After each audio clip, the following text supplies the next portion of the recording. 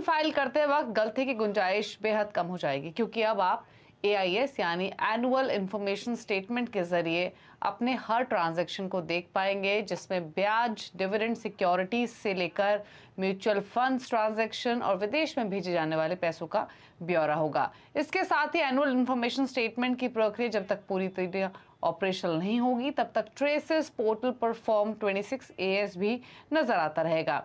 इसे और समझने की कोशिश करते हैं, हमारे साथ टेक एक्सपर्ट मौजूद हैं गौरी चड्ढा। गौरी, स्वागत है आपका। पहले तो इनफैक्ट हमारे व्यूअर्स को यही बताइए कि जो एनुअल इंफॉर्मेशन स्टेटमेंट है ये एग्जैक्टली है क्या, और टैक्स पेयर्स को कैसे बेनिफिट होगा इससे?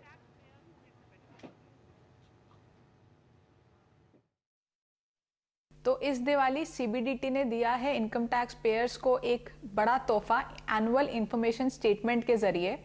तो ये स्टेटमेंट जो है ये नए तरीके से लेके आए हैं। इसमें बहुत सारी जानकारी आपको मिलेगी।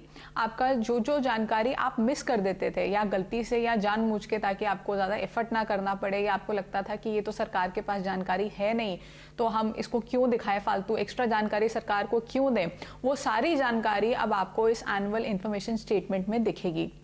इसमें आपका इंटरेस्ट की इनकम, आपके डिविडेंड की इनकम, चाहे छोटा अमाउंट हो बड़ा अमाउंट हो, सब दिखेगा। म्यूचुअल फंड ट्रांजैक्शंस दिखेंगी, फॉरेन रेमिटेंस दिखेगी, यानी कि आपने जितनी भी ट्रांजैक्शंस की है फाइनेंस से रिलेटेड अपने पूरे फाइनेंशियल ईयर में, वो सारी की सारी आपको इस एनुअल इंफॉर्मेशन स्टेटमेंट में दिखेगी।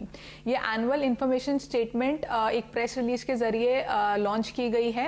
इसको आप इनकम टैक्स पोर्टल पे जाके चेक कर सकते हैं।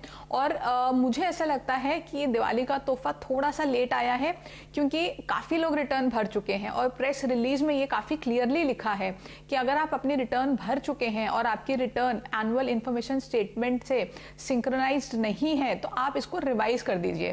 तो जिन लोगों ने अपनी रिटर्न भर दी है उनको भी इसको देखना है, चेक करना है, और अगर अपनी रिटर्न से कुछ उनको गलतियां दिखती हैं, कुछ ऐसी जानकारी मिलती है जो एनुअल इंफॉर्मेशन स्टेटमेंट में है लेकिन उनकी रिटर्न में उन्होंने नहीं दिखाई है, तो अपनी रिटर्न को आपको रिवाइज करके इसको भरना होगा।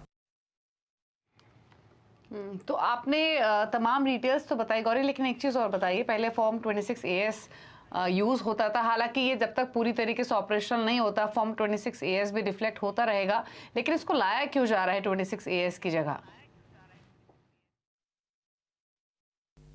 जी हाँ, 26AS एक बहुत ही अहम डॉक्यूमेंट था आज तक।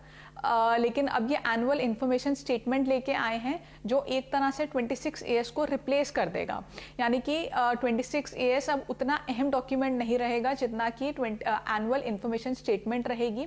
प्लस हो सकता है कुछ दिनों के बाद जब ये एनुअल इंफॉर्मेशन स्टेटमेंट आपकी वैलिडेट हो जाए, ऑपरेशनल हो जाए ठीक से, तो आपको इसमें जो जानकारी है वो सारी दिखनी शुरू हो जाए, तो आपको जो 26AS है वो आपको दिखना बंद हो जाएगा।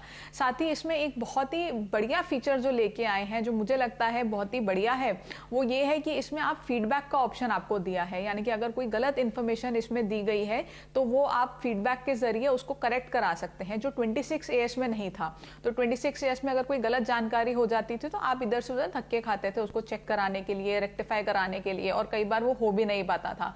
लेकिन वहीं अगर आप एनुअल इंफॉर्मेशन स्टेटमेंट की बात करें तो इसमें आपको फीडबैक का ऑप्शन दिया गया है। अगर कोई गलत जानकारी इसमें आ रही है तो आप फीडबैक के जरिए आप इसको रिपोर्ट कर सकते हैं, और वो रियल टाइम बेसिस पे आपका अपलोड होके आपको दिखने लगेगा और आपकी रिटर्न भी उसी हिसाब से प्रीफिल होके आएगी।